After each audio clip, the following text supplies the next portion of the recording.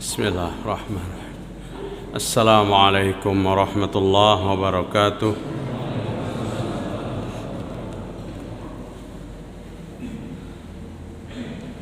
Alhamdulillahi rabbil alamin wa bihi nasta'in ala umurid dunya waddin wa lahu ma sakana fil laili wan nahar huwa as-sami'ul alim. أشهد أن لا إله إلا الله وحده لا شريك له وهو الذي يقبل التوبة عن عباده ويعفو عن السيئات ويعلم ما تفعلون وأشهد أن محمدا عبده ورسوله المبعوث رحمة للعالمين يا أيها الذين آمنوا اتقوا الله حق تقاته ولا تموتن إلا وأنتم مسلمون يا أيها الناس اتقوا ربكم الذي خلقكم من نفس واحدة وخلق منها زوجها وبث منهما رجالا كثيرا ونساء واتقوا الله الذي تساءلون به والأرحام إن الله كان عليكم رقيبا فإن أصدق الحديث كتاب الله وخير الهدى هدى محمد صلى الله عليه وسلم وشر الأمور محدثاتها وكل محدثات بدعة وكل بدعة ضلالة وكل ضلالة في النار. Mari kita bersyukur kepada Allah Subhanahu wa taala. Pada malam ini, malam Ahad tanggal 16 Rabiul Akhir 1443 Hijriah, 20 November 2021. Alhamdulillah kita sehat walafiat. Kita dapat berkumpul bersama kembali di Masjid Hajah Nuriyah ini untuk melaksanakan salat maghrib berjamaah, insyaallah salat isya berjamaah. Kita memohon kepada Allah Rabbul Alamin, mudah-mudahan apa yang kita amalkan diterima oleh Allah Subhanahu wa taala, dan mudah-mudahan segala kesalahan dan dosa-dosa kita diampuni oleh Allah Subhanahu wa taala. Para jamaah sekalian rahimakumullah, semua umat Islam pasti suatu saat kelak menginginkan akan bertemu dengan Rasulullah sallallahu alaihi wasallam. Dan itu terbukti hari ini gigihnya kita mencari tempat-tempat yang bersejarah dengan kepribadian Rasul sallallahu alaihi wasallam, termasuk apabila datang ke Madinah kita berziarah di kuburan Nabi Muhammad sallallahu alaihi wasallam. Kita berziarah di Kuba karena masjid itu masjid yang pertama kali dibangun oleh Rasulullah sallallahu alaihi wasallam. Kita berziarah di Gua Sur karena tempat itu adalah tempat persembunyian Nabi setelah berangkat hijrah sebelum menuju Madinah. Tempat-tempat yang bersejarah bagi Nabi sallallahu alaihi wasallam kita kunjungi. Itu menandakan bahwa kita ingin satu saat bertemu dengan Nabi Muhammad sallallahu alaihi wasallam. Para sahabat bertemu dengan Nabi pada zamannya. Karena kita 14 abad lebih, kehidupan kita jauh dari kehidupan Rasul. Tidak akan mungkin kita bertemu dengan Nabi pada saat jaga, pada saat bukan dalam mimpi.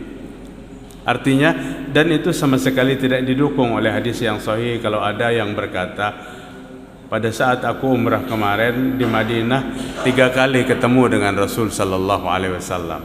Artinya kalau kita kadapurun aja menyalahkannya atau menolak beritanya, karena itu tidak benar. Bapiragah 3 kali bertemu Nabi di Madinah. Tidak ada yang bertemu dengan Nabi setelah Nabi wafat. Tidak ada yang bertemu dengan Nabi, kecuali bertemu dengan Nabi dalam mimpi. Itu pun ada persyaratan, kata Muhammad ibn Sirin rahimahullah. Tidak semuanya orang yang bertemu dengan Nabi dalam mimpi itu adalah Rasul sallallahu alaihi wasallam. Sekalipun Nabi mengatakan, "Fa inna syaitan la yatamassalu bi." Syaitan tidak mampu menyerupai aku. Jadi apabila bermimpi bertemu denganku dalam mimpi, maka itulah aku, kata Rasul sallallahu alaihi wasallam. Ternyata syaitan itu tidak menyerupai Nabi. Syaitan itu tampil sebagai rupa asli syaitan. Dan syaitan berkata kepada orang yang bermimpi, inilah Nabi Muhammad sallallahu alaihi wasallam. Artinya syaitan tidak menyerupai Nabi, tapi syaitan membohongi orang yang bermimpi itu. Makanya Syekh Ibnu Sirin rahimahullah menyebutkan, orang yang bertemu Nabi dan ingin meyakinkan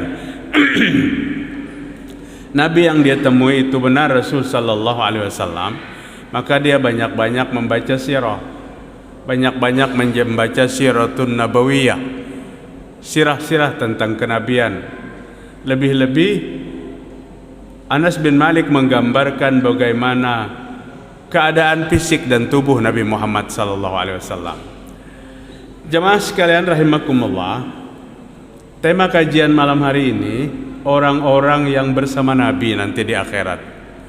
Itu kan harapan kita. Ada beberapa hadis sahih yang sampai kepada kita, dan Nabi Muhammad sallallahu alaihi wasallam menyampaikan ini sebagai kabar gembira. Kenapa kabar gembira? Karena orang yang akan bertemu dengan Nabi di Yaumul Qiyamah, ada beberapa amal-amal sunnah yang dia kerjakan, beberapa amal-amal ibadah-ibadah yang dianjurkan Nabi, bukan ibadah yang tidak dianjurkan Nabi. Ibadah apapun yang diamalkan sementara ibadah itu tidak dianjurkan Nabi, tidak akan bertemu dengan Nabi. Tapi Nabi menganjurkan beberapa ibadah kepada kita, biar kelak kita bertemu di akhirat dengan Rasul sallallahu alaihi wasallam. Apa di antara ibadah itu? Yang pertama, hadis dari Sahal bin Sa'ad radhiyallahu an. Qala Rasulullah sallallahu alaihi wasallam. Hadis ini diriwayatkan Imam Muslim dalam hadis yang sahih. Ana wa kafilul yatimi fil jannati hakaza wa asyara bis sabati wal wusta. Ujar Nabi, aku akan bersama orang yang memelihara anak yatim. Di mana? Di akhirat nanti, di surga nanti.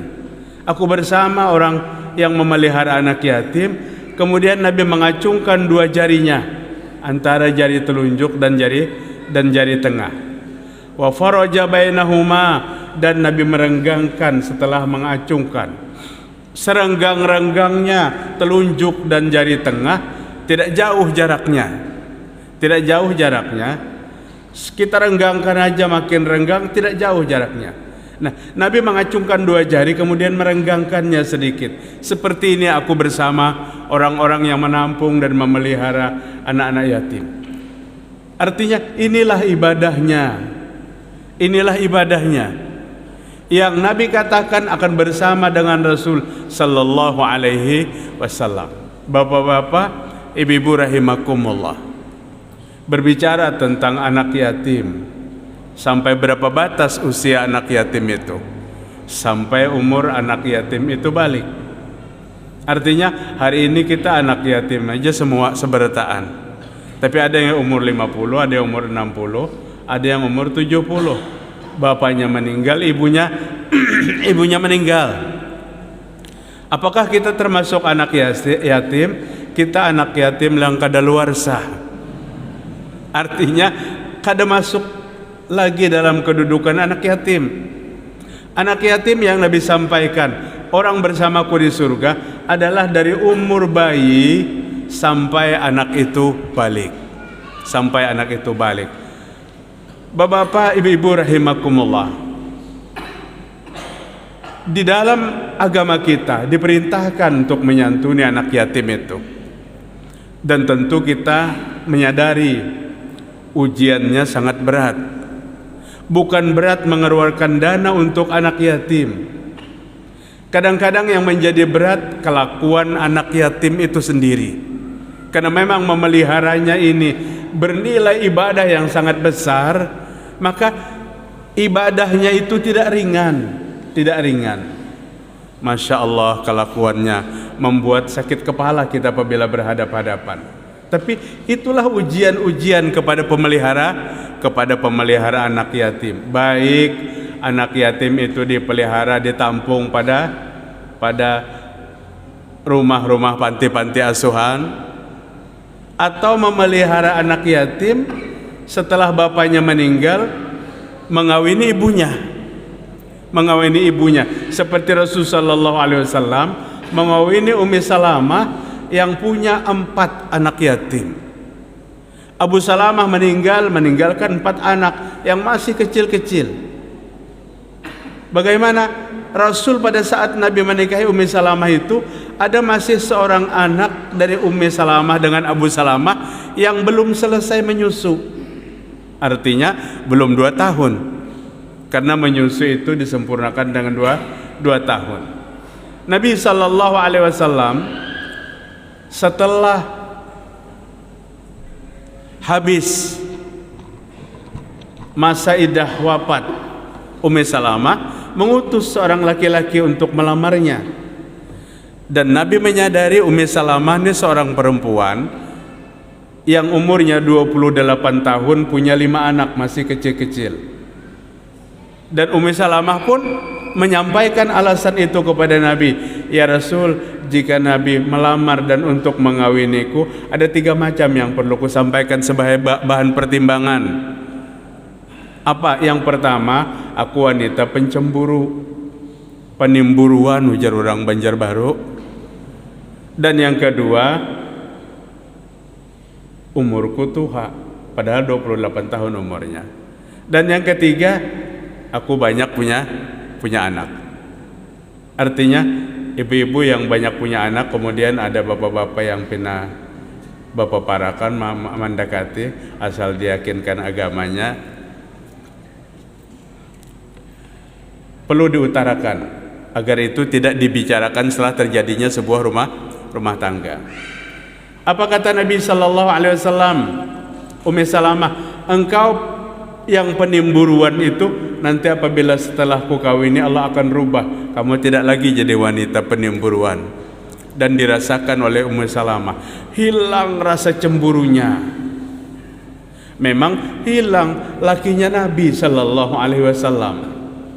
Artinya benteng agama dan keilmuan meyakini bahwa Nabi bukan pelaku-pelaku yang diharamkan.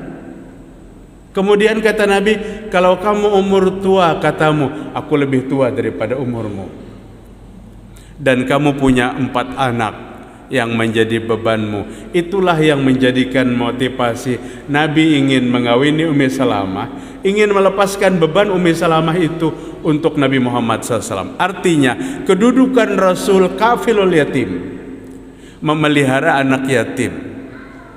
Bukan anak yatimnya aja yang dipelihara, sampai lawan ibunya. Dan ini adalah ganjaran pahala yang besar. Maaf para jamaah sekalian, diceritakan pada saat malam pertama perkawinan Nabi dengan Ummi Salamah, dan Nabi ingin masuk ke kamarnya Ummi Salamah. Ummi Salamah sedang asik menyusui anak terakhirnya, yang artinya belum selesai umur susuan. Apakah Nabi marah setelah itu? Nabi tinggalkan dan kata Nabi, silakan susui sampai selesai. Sampai selesai. Orang bahari tujar baka kodean. Apabila anak masih nyusu, dikodei tawak kepakah dulu. Apabila bebulik, berarti belum guring. Kayak itu nah. Kegancangan menawak, akhirnya sangkut di atas. Bapak-bapak hadirin rahimakumullah. Yang kedua, orang yang bersama Nabi di surga. Anas bin Malik meriwayatkan hadis ini dari Imam Tabrani dan Sahih Al-Jami'. Hadis ini sahih. Man ala jariyataini hatta tablugha jaa yaumul qiyamah ana wa huwa wa dhamma wa sabi'ah. Ini kita bisa kerjakan semuanya nih Pak. Siapa yang memelihara 2 jariyatan, anak wanita? Siapa punya 2 anak wanita, kemudian dipeliharanya dengan penuh kasih sayang 2 anak wanita ini hatta tablugha, sehingga anak wanita ini sampai balik. Punya 2 anak wanita, dirawat, dibimbing, dipelihara dengan ilmu-ilmu agama sampai balik. Ja'a yaumul qiyamah, orang yang memelihara 2 anak wanita itu akan datang pada hari kiamat. Ana wa huwa, aku dan dia, kata Nabi. Wa dhamma asabi, lagi Nabi mengacungkan 2 jarinya. Seperti ini aku dengan dia nanti pada hari kiamat. Memelihara siapa, Pak? Memelihara anak sendiri. Memelihara anak sendiri. Dan memelihara anak itu bukan sekedar kita mampu memberikan makan yang layak, bukan sekedar kita mampu memberikan pakaian yang bagus, tempat tinggal yang layak, tapi memelihara anak itu sampai kepada nilai-nilai agamanya. Pada saat kita lepaskan, dia sudah mapan dengan ilmunya. Kan para ulama salafus salih menyebutkan ada orang tua yang durhaka. Hari ini kita tahu anak durhaka kepada orang tua dan luar biasa dosanya. Bahkan kedurhakaan itu akan Allah perlihatkan di dunia. Anak durhaka itu sebelum siksanya di akhirat, di dunia kehidupannya tidak pernah tenang. Tidak pernah tenang. Kita jarang mengenal kayak apa orang tua yang durhaka kepada anak. Disebutkan di antara orang tua yang durhaka kepada anak, yang pertama, orang tua memilih calon ibu anaknya wanita yang tidak beragama. Itu kedurhakaan pertama. Kadang-kadang judulnya asal kawin. Asal kawin. Kada pernah berpikir bahwa wanita yang kita kawini ini akan melahirkan anak kita. Oh, tapi Ustadz, lamun sudah bang kayak apa? Lamun sudah dibimbing, dididik, jangan dilepas, lebih fatal dosanya. Kita bimbing, kita didik, kita berikan nilai-nilai agama, biar kita tidak dikenal ayah yang durhaka kepada calon anaknya. Kenapa? Karena madrasatul ula. Ibu itu madrasah pertama. Ibu itu sekolahan pertama. Perilaku anak 7-80% mengikuti perilaku ibunya. Maka si ibu dalam merawat anak jangan keluar kata-kata yang kada baik. Itu akan direkam oleh anaknya untuk berkata yang tidak baik setelah itu. Yang pertama. Yang kedua, seorang ayah yang durhaka kepada anaknya, memberi nama anak nama yang kada baik. Wajib bapak-bapak, ibu-ibu, ayah tuh memberi nama anak nama yang baik, itu wajib. Bukan berarti semua nama itu berbahasa Arab, tidak. Bahasa apapun yang penting dari nama itu memiliki nilai kebaikan, arti dari sebuah kebaikan dari nama itu. Mau anaknya bahasa Banjar, mau anaknya bahasa Indonesia, bahasa Jawa, bahasa apapun, kada masalah. Yang penting nama itu bagus. Ujar almarhum Kiai Haji Abdul Majid Has Bahari, seorang tokoh kita di Banjarmasin, ada orang Banjar yang menamai anaknya bahasa Banjar. Jarang bahasa Banjar itu dipakai nama anak. Ujar ulun, siapa Ustadz namanya? Andika Pasti Tamara. Bahasa Banjar asli Jasidin. Andika Pasti Tamara. Ikam ini maju terus, nak. Sebuah motivasi. Tamara bukan blessing seki yang di Jakarta, itu bukan Tamara itu. Artinya Ikam Pasti Tamara, maju terus. Nah. Ulun pernah diundang Pak acara tasmiyah akikah di komplek Mahat Kasan dekat Pondok Pesantren Ustadz Jainal Hakim. Bapaknya menyodorkan nama anak, saat ini nama anak ulun. Apa nama anaknya? Muhammad Pitunov. Ulun kira ada yang orang Rusia itu nggak ada bapaknya mamanya, karena yang nop itu kan orang Rusia biasanya. Jadi ulun bertanya, bapak dari mana? Saya dari Wonosobo, kata ayahnya. Ibunya siapa pak? Ibunya dari Klaten. Oh, Jawa Tengah keduanya. Tapi kenapa nih ada ngaran anak nop ini? Ternyata Muhammad itu nama anak saya katanya. Pitunov itu tanggal lahir anak saya. Muhammad Pitunov. November, 7 November. Pantas akikahnya 14 November waktu itu. Akikahnya 14 November. Seminggu dari kelahiran diakikahi anaknya. Pitunov. Saking tertariknya ulun dengan nama itu, Pak, kenapa 2013-nya kada dimasukkan waktu itu 2013? Artinya namanya bagus. Kombinasi Muhammad Pitunov 2013 umpamanya. Tapi artinya kombinasi bahasa apapun yang penting nama itu bagus. Nama itu bagus. Kecenderungan kita menamai anak tuh pasti bagus. Baik nama yang Nabi sampaikan, namai anakmu dengan nama para rasul, Asmaul Husna ditambahi dengan kalimat Abdu. Kemudian namai dengan bahasa apapun, yang penting punya nilai doa dalam anak itu. Imam Ghazali mengatakan nama yang baik adalah doa. Orang sekarang sering juga mengambil nama anak dengan nama-nama orang-orang yang terdahulu atau mengingatkan sebuah peristiwa. Nama anak tuh mengingatkan sebuah peristiwa. Kan Ali bin Abi Thalib ditanya Nabi pada saat anak yang pertama lahir, Hasan, siapa nama anakmu hai Ali? Yang berhak pertama kali menentukan nama anak kan bapak. Ali bin Abi Thalib berkata, ya Rasul, anak saya bernama, saya beri nama Harba. Apa arti harba itu? Perang.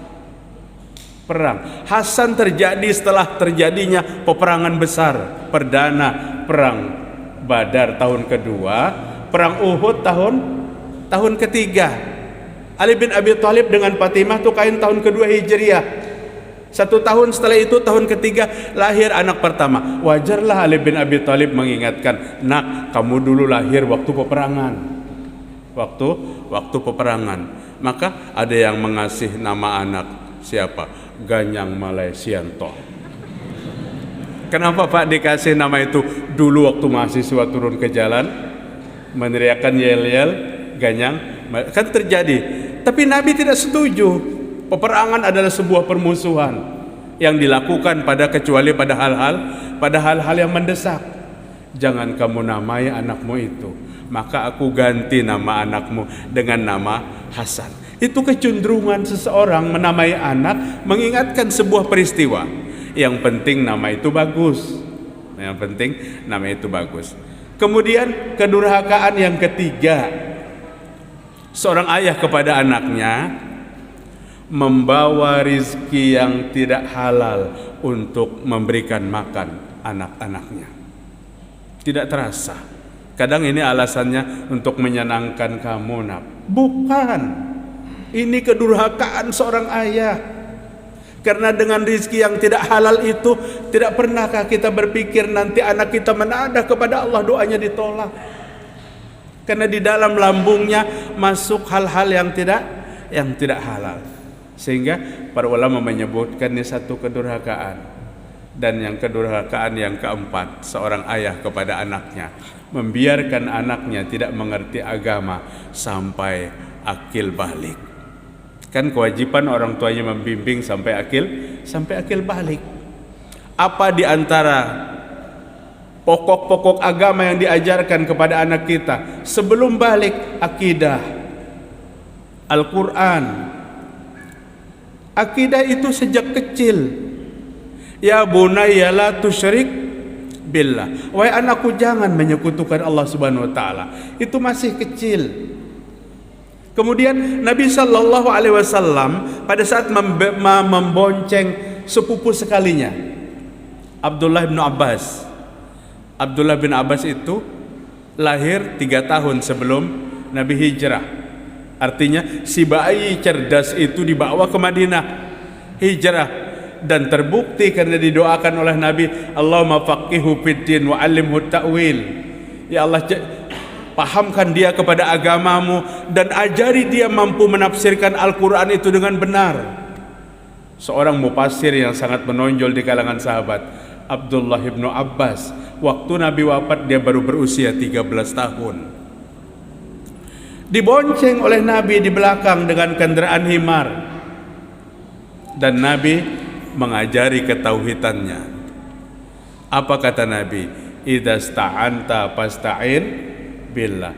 Nak sepupuku, apabila engkau minta pertolonganlah kepada Allah. Apabila engkau meminta, mintalah kepada Allah. Jangan segala-galanya lepas daripada ketauhidan. Ini diajarkan sejak kecil biar setelah dewasa tidak menjadi orang yang menyekutukan Allah Subhanahu wa taala. Nah, ini nilai memelihara anak dengan kesungguhan, pantas ganjaran pahalanya. Ujar Nabi sallallahu alaihi wasallam, "Man 'ala jariyatani," siapa memelihara dua anak perempuannya, hatta tablugha, sehingga sampai anak itu balik, ja'a yaumul qiyamah ana wa huwa wa dhamma asabi'ah. Hari kiamat nanti bapak-bapaknya yang memelihara anak dengan penuh kasih sayang dan ketulusan itu akan datang pada hari kiamat. Aku dan dia seperti ini. Ini yang dipelihara siapa? Anak kita sendiri. Bapak-bapak, ibu-ibu rahimakumullah. Bismillah. Pada saat Aisyah radhiyallahu anha, istri Nabi sallallahu alaihi wasallam, sedang berada di rumahnya, datang seorang wanita menggendong satu anak dan menenteng satu anak, kedua-duanya anak wanita. Yang ditenteng lebih besar, kakaknya yang digendong masih kecil. Untuk apa mereka menemui Aisyah? Mereka meminta sesuatu karena anaknya sedang lapar. Artinya tidak memiliki apa-apa. Aisyah bergegas masuk ke rumahnya, mencari makanan apa yang dia bisa berikan kepada dua orang anak yang sedang kelaparan ini. Qadarullah, memang kada ada apa-apa di rumah itu. Aisyah radhiyallahu anha menemukan sebiji kurma dan diserahkannya kepada ibunya sebiji kurma itu. Ibunya membagi kurma itu dengan penuh keadilan. Untuk anak yang digendong sebelah kurma, untuk anak yang ditenteng sebelah kurma. Perempuan itu balik dari rumah Aisyah. Aisyah tidak mampu membendung air matanya. Kenapa? Karena itu yang bisa diberi. Sedih dia. Datang Rasul sallallahu alaihi wasallam. Dia ceritakan seperti itu, ya Rasul, sedih hari ini. Karena di rumah kita tidak ada apa-apa kecuali kurma bekas makan, sisa makannya Rasul sallallahu alaihi wasallam diberikan. Ibu itu adil wahai Rasul, kata Aisyah. Dibaginya kurma itu separuh-separuh untuk dua anaknya. Nabi sallallahu alaihi wasallam bersabda dalam sebuah hadis yang diriwayatkan Bukhari dan Muslim kepada istrinya. Apa kata Nabi? Mabtuliya minal banati bi syai'in fa ahsana ilaihinna kunna lahu sitran minan nar. Kunna lahu sitran minan nar. Siapa yang diuji oleh Allah lahirnya dua anak perempuan. Ulun sering membawa hadis ini jadi protes bapak-bapak. Anak laki-laki kayak apa Ustaz? Memang hadisnya anak perempuan. Siapa yang diuji oleh Allah dua anak wanita. Disayanginya dua anak wanita itu dengan baik. Dididiknya dua anak wanita itu. Fa ahsana ilaihinna, dia berbuat baik kepada dua anak wanita itu. Kun lahu sitran minan nar, dua anak wanita itu, kebaikan kepada dua anak wanita itu nanti akan menjadi perisai daripada api neraka.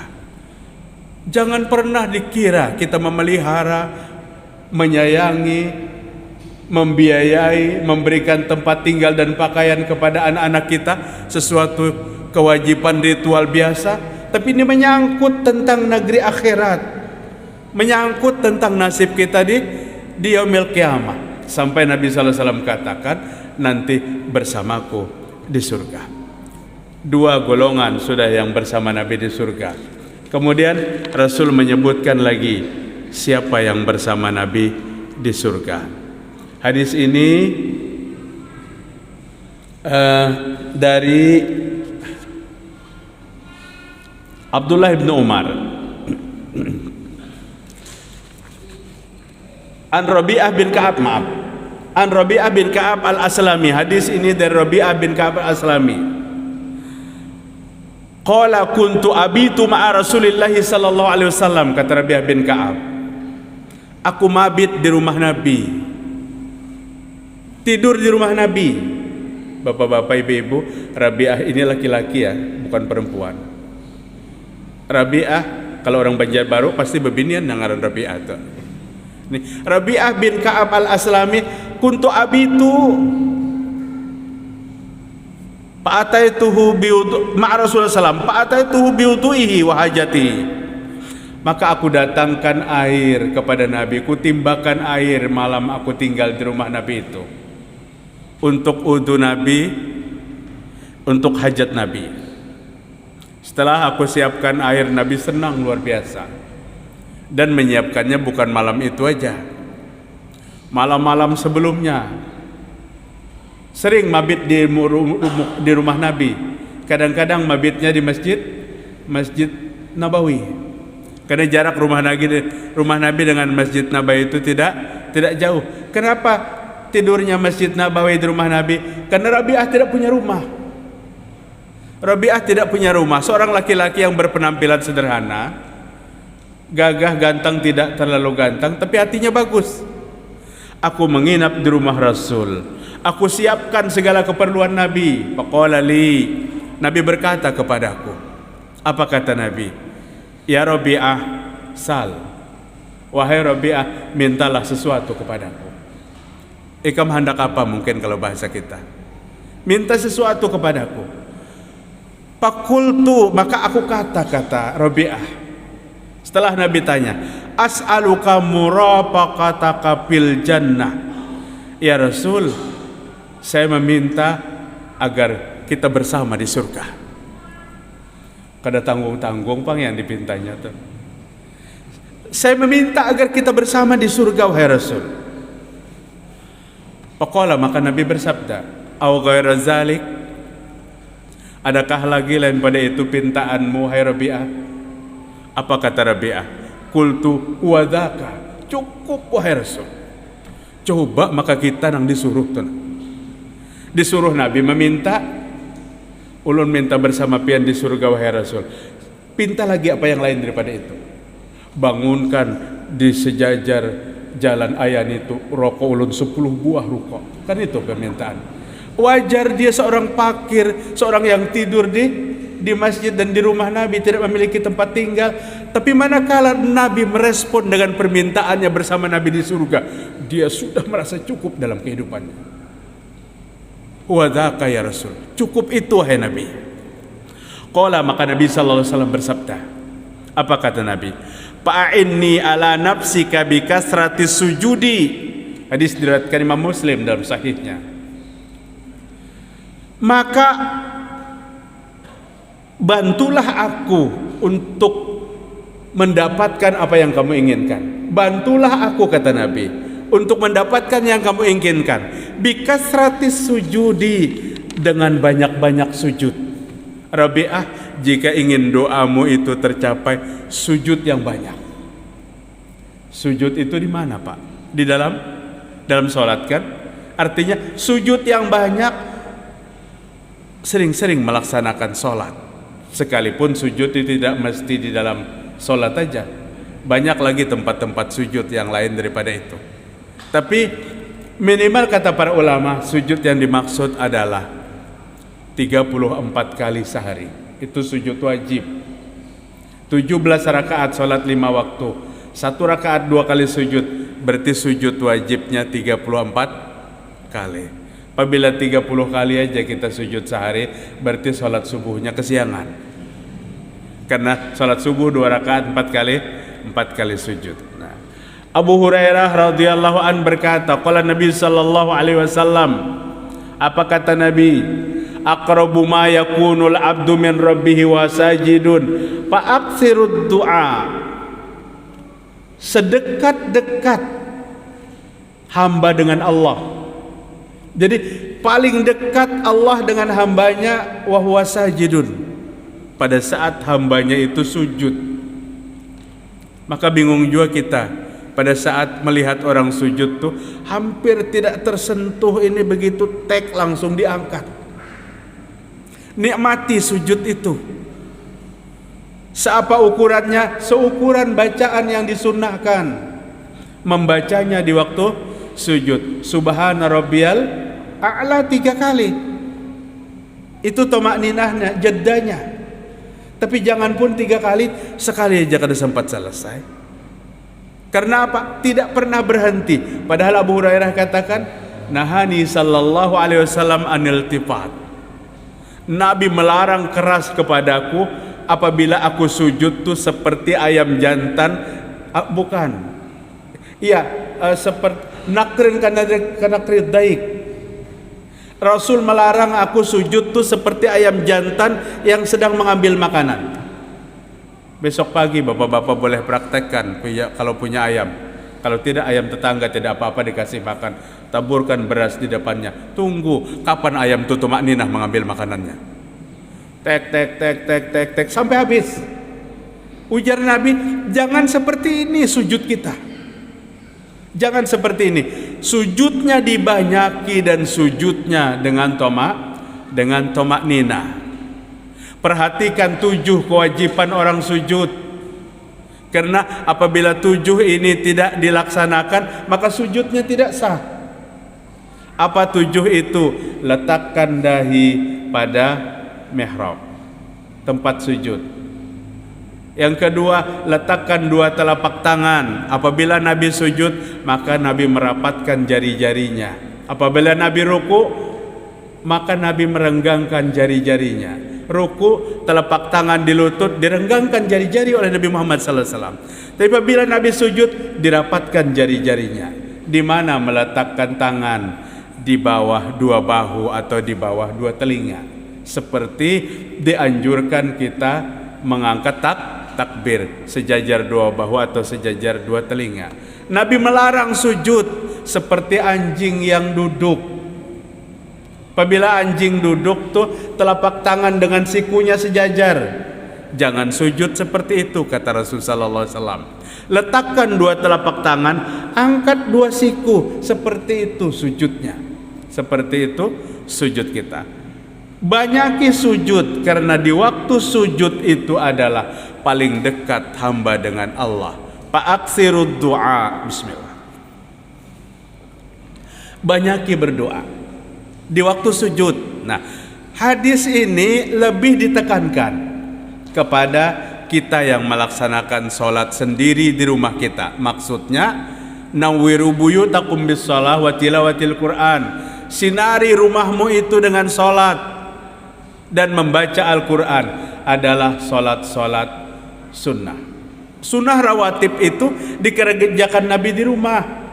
Karena jarak Nabi, rumah Nabi dengan Masjid Nabawi sangat dekat. Jadi Nabi qobliyah zuhur di rumah, kemudian setelah selesai sholat zuhur, ba'diyah zuhur di rumah. Sering sunnah rawatib itu dikerjakan Nabi di rumah. Dan ini kalau bisa jangan tertinggal. Anas bin Malik radhiyallahu anhu berkata, hadis diriwayatkan Imam An-Nasai dalam hadis yang sahih, man shalla isnataini asyar raka'atin fi kulli yaumin wa lailah. Siapa yang tidak pernah meninggalkan 12 rakaat malam dan siang, haramallahu lahamahu 'alan nar. Allah mengharamkan dagingnya disentuh api neraka.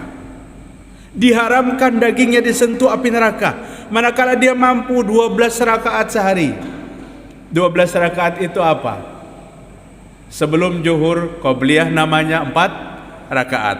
Sesudah zuhur ba'diyah namanya 2, sudah 6. Sesudah maghrib 2, 8. Sesudah isya 2, 10. Sebelum subuh 2, 12. Ummu Habibah meriwayatkan juga 12 rakaat.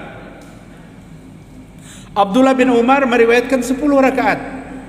Aku pegang, aku pelihara yang telah Nabi tinggalkan kepadaku asyara raka'atin, 10 rakaat. Adapun 10 rakaat itu kata Abdullah bin Umar, rakaataini qabla zuhri wa rakaataini ba'daha. 2 rakaat sebelum zuhur, 2 rakaat sesudah zuhur. Wa rakaataini ba'dal maghrib, 2 rakaat sesudah maghrib. Wa rakaataini ba'dal isya, 2 rakaat sesudah isya. Wa rakaataini qabla subhi, dan 2 rakaat sebelum subuh. Sunat fajar namanya. Jumlahnya berapa? 10 rakaat. Silahkan kita mau ambil yang 10, mau ambil yang 12. Yang jadi masalah tuh kadang kita ambil satu-satu. Kadang ada 2 rakaat, kadang ada mengambil. Begitu salam pun langsung bangkit, berdiri, ditarik bajunya oleh Abdullah bin Mubarak karena berdampingan dengan beliau salatnya. Laki-laki itu begitu, assalamualaikum warahmatullahi wabarakatuh, ditarik bajunya karena dia ingin tinggalkan tempat duduknya di dalam salat. Kata Ibnu Mubarak, apakah kamu tidak butuh sesuatu kepada Allah yang pada hari ini Allah membuka kesempatan apa yang kalian pinta? Yang kadang-kadang nang berdahulu keluar itu kada ada gawian jo di luar. Sekalinya membalas WA aja kayak kada boleh lewat sedikit itu nah. Ibu-ibu rahimakumullah, di sini letaknya sujud. Allah menyebutkan dalam surah An-Nisa 26, wa minal laili fasjud lahu wasabbihhu lailan. Al-Insan ayat 26, wa minal laili fasjud lahu wasabbihhu lailan tawila. Artinya Allah memerintahkan pada malam hari, maka sujudlah kepada Allah. Maksudnya salat malam, sujud yang diperbanyak meminta kepada Allah Ta'ala. Ada 15 tempat dalam Al-Quran kita disuruh sujud. 15 tempat terdapat di 14 surah. Namanya sujud tilawah. Nang tahu kita biasanya sujud tilawah tuh malam Jumat itu aja. Malam Jumat. Surahnya surah Sajadah. Kemudian imam sujud, 4 jua sidin sujud. Mbah Tuntung bulik. Hari itu aja hanyar ke masjid. Bemamai di rumah. Kajian apa? Di Hajah Nuriyah tuh, maka subuhnya 3 rakaat jarnya. Seorang kada bisa ke masjid. Dipadahkannya 3 rakaat, ada sujud tanpa ruku lagi. Sujud. Ini sujud tilawah namanya. 15 tempat. Al-A'raf 206, Ar-Ra'd ayat 15, An-Nahl 49, Al-Isra 107, Maryam 58, Al-Furqan 60, An-Naml 25, Surah Shad 29, 24, As-Sajadah ayat 15. Innama yu'minu bi ayatina alladzina idza dzukkiru biha kharru sujjada wa sabbahu bihamdi rabbihim wa hum la yastakbirun. Langsung imam cup sujud, umpati juga kita sujud. Langsung imam bangkit, umpati juga kita bangkit. Sujud sajadah kada ada duduk antara sujud. Yang ada duduk antara 2 sujud itu sujud sahwi. Apa bacaannya sujud sajadah itu? Lamun pian hafal sujud sajadah itu, sajadah wajhiya lillazi khalaqas sam'ahu wa sawwarahu bihaulihi wa quwwatihi fatabarakallahu ahsanul khaliqin. Kada hafal ustaz, amun kada hafal subhana rabbiyal a'la. Subhana rabbiyal a'la. Lamun hafal sajadah wajhiya lillazi, itu pinata panjang pangbacaan sujudnya, tepanjang, jarang nang bisa menghafal. Inilah yang Nabi sampaikan kepada Rabi'ah bin Ka'ab Aslami. Kamu ingin bersamaku di surga? Perbanyak sujud. An Ibnu Umar radhiyallahu an. Dari Abdullah bin Umar radhiyallahu an, Rasulullah sallallahu alaihi wasallam bersabda, "Kana yaqra'ul Qur'an, fayaqra'u suratun fiha sajadatan fayasjuda wa tasjudu ma'ahu hatta ma yajidu ba'duna maudi'an lakana fi jabhatain." Hadis diriwayatkan Imam Bukhari dan Muslim. Nabi waktu itu membaca ayat dalam sholat yang ada sujud sajadahnya. Ada sujud sajadah. Kalau minta waktu sedikit pala sebanyak menambahi. Kalau di malam Jumat itu yang sunnahnya membaca surah sajadah. Itu yang sunnahnya. Di dalam surah sajadah itu ayat 15 sunnah sujud sajadah. Artinya jika kada hafal sujud sajadah malam Jumat, jangan diganti dengan ayat lain yang ada sujud sajadahnya. Karena Nabi kada menganjurkan itu, karena sunnahnya surah as-sajadah. Kada hafal sidin surah as-sajadah. Berapa ayat sajadah itu? 30 harusnya lah. 30. Lalu di bawah sidin Iqra. Kan ada sujud sajadahnya tuh. Tahandap sedikit. Iqra bismi rabbikal ladzi khalaq, khalaqal insana min 'alaq. Terakhir pasjud wa qatarib, sujud sidin. Mbah tuntung salat subuh, aku bersujud sajadah juga aja sidin, tapi jalan pintas nang tahandap sedikit. Sah ajalah salatnya, sah. Tapi anjuran mengganti sujud sajadah dengan ayat yang lain tidak dianjurkan. Karena yang sunnahnya bukan sujud sajadahnya itu pada subuh Jumat. Yang sunnahnya surah as-sajadah. Tapi dalam surah as-sajadah ada sujud sajadah. Nah, an Abi Hurairah radhiyallahu an, yaqra'u fil jum'ati fi salatil fajri. Nabi membaca pada salat fajar, salat subuh pada malam Jumat, alif lam mim tanzil as-sajadah wa hal ata 'alal insani hinum minad dahri. Hadis diriwayatkan Imam Bukhari. Pertanyaannya, wajibkah surah sajadah pada tiap subuh Jumat? Tidak wajib. Dan di sini ada kelemahan. Kelemahannya apa? Diumumkan by istilah, yo ibu-ibu, bapak-bapak turunan, malam ini sujud sajadah. Model turunnya tuh bukan karena sholat subuhnya, karena sujud sajadahnya. Nah, tidak wajib ayat itu, surah itu, tapi Nabi menganjurkan dibaca. Dan Nabi pernah sholat subuh Jumat tidak membaca sujud sajadah. Apa yang dibaca Nabi apabila subuh Jumat itu selain pada sujud sajadah? Surah hal ataka hadisul ghasyiyah dan surah Sabihis ya. Sabihis yang pertama, Sabihis dan hal ataka hadisul ghasyiyah.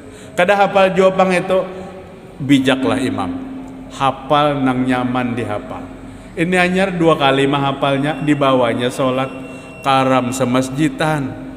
Karena kan ingat lagi, ya beda nang menghafal di rumah tuh kan enjoy santai, langsung ini mumpung ayat hanyar, lalu dibawanya depannya lain, sambungannya lah lain.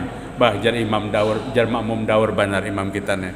Jadi nang nyaman-nyaman dihafal, nang nyaman-nyaman lain orang menegur apabila ada salah. Ulun simpulkan Bapak Ibu dari apa yang ulun sampaikan. Nabi mengacungkan 2 jari kepada orang yang memelihara anak yatim. Nabi mengacungkan 2 jari seperti ini di surga kepada orang yang memelihara 2 anak wanitanya dengan penuh kasih sayang. Luar biasa. Anaknya sendiri. Dan Nabi SAW katakan akan berkumpul dengan Nabi di surga kepada Rabi'ah bin Ka'ab al-Aslami pada saat memperbanyak sujud. Perbanyak sujud, kita akan mendapatkan yang sama dengan Rabi'ah bin Ka'ab al-Aslami. Mudah-mudahan bermanfaat. Subhanakallahumma wa bihamdika asyhadu an la ilaha illa anta astaghfiruka wa atubu ilaik. Wassalamualaikum warahmatullahi wabarakatuh.